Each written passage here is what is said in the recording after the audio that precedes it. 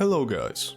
Last time, in part number 5, we spoke about the creation of the Pripyat and the Chernobyl nuclear power plant. How the politics impacted the construction and what obstacles Viktor Bryukhanov faced during that time. Now, we want to share some more insight into the people's perspective on what exactly happened when the Communist Party officials from Moscow decided that a particular part of the woods and riverbank near Chernobyl town will become a huge power plant, and also an atom city. So let's get back in time a bit, just when Viktor was about to start fulfilling the party's ambitious plan.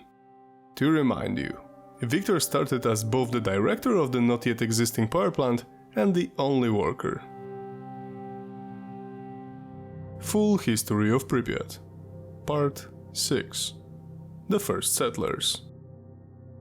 Bryukhanov had to hire a lot of people, not only construction workers but also specialists who would supervise the creation of such a delicate nuclear system.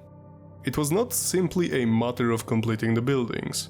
The whole power plant had to be prepared in many ways, connecting it to the grid, creating infrastructure, assembling the necessary team of people, also the ones who will teach new workers, creating manuals and safety rules, implementing them, deciding where to stock nuclear fuel and where to dump the waste. These are just a few examples. And yet again, before the power plant could start working, every element of every system, even the concrete walls in some cases, had to be checked twice. In the previous part of this mini-series I explained why, so be sure to watch it later. One of the first tasks Bryukhanov had to oversee was building the railroad, which would connect to the nearby station of Yanov, and a dock, which would allow using the natural travel and transport route, the Pripyat River. The construction was so enormous that Viktor had to make sure every possible transport opportunity was utilized. In a few weeks, tons of gravel, concrete, steel, copper and any other material, as well as necessary equipment, would start coming, and there had to be a way to transport them, stock them and distribute them around the construction site.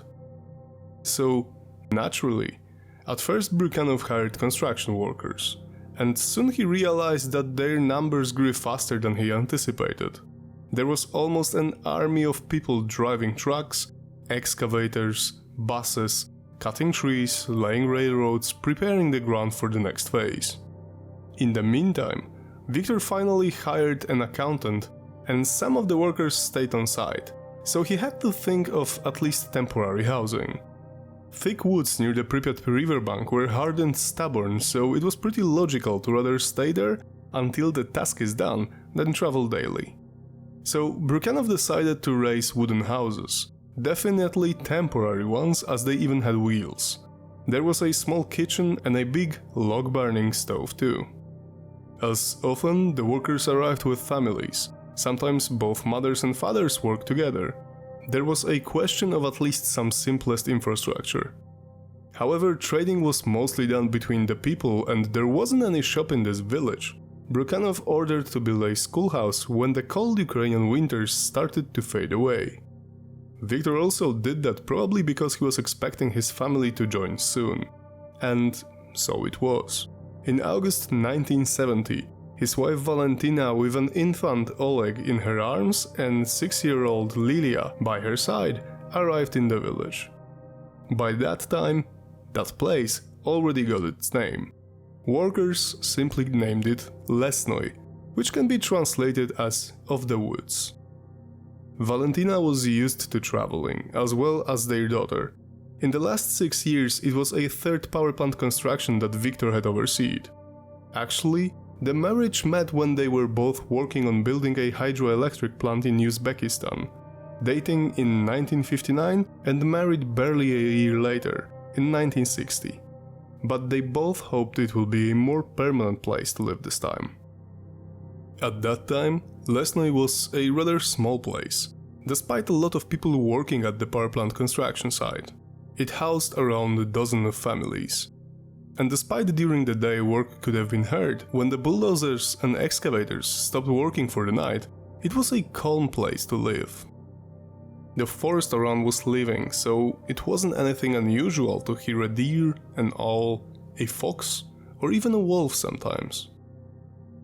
As for the Lesno itself, it grew and the Bryukhanov family stayed there for over 2 years. The party officials from Moscow sent some celebrities from time to time to encourage the power plant workers. It was a normal practice, as famous singers, actors or politicians often traveled around the country to promote the Soviet Union's communist dream. During that time, Viktor already supervised the creation of a new town, an atomgrad, an atom city. Settled just a few kilometers from the power plant, it would house thousands of people. Workers, engineers, specialists, policemen, firemen, hospital staff. They were supposed to fulfill every need of a modern city. Many of them would arrive at it with their families, who also had their own needs. Bryukhanov and his architects had to think of both the regular city infrastructure and an atomgrad. It wasn't supposed to be a typical closed city, as it often happened with, for example, settlements built for military base personnel. But nonetheless, the importance of nuclear energy was extremely high, and since that place was built to serve its needs, it had to be different than a regular city too. They gave this atomgrad the name of Pripyat. It came from the nearby river, which was as important as the 8th century-old town of Chernobyl. This made a spectacular duo, the atom city of Pripyat and the Chernobyl nuclear power plant. The first apartment buildings, as well as other housing, were completed in 1972, but it was a curious situation.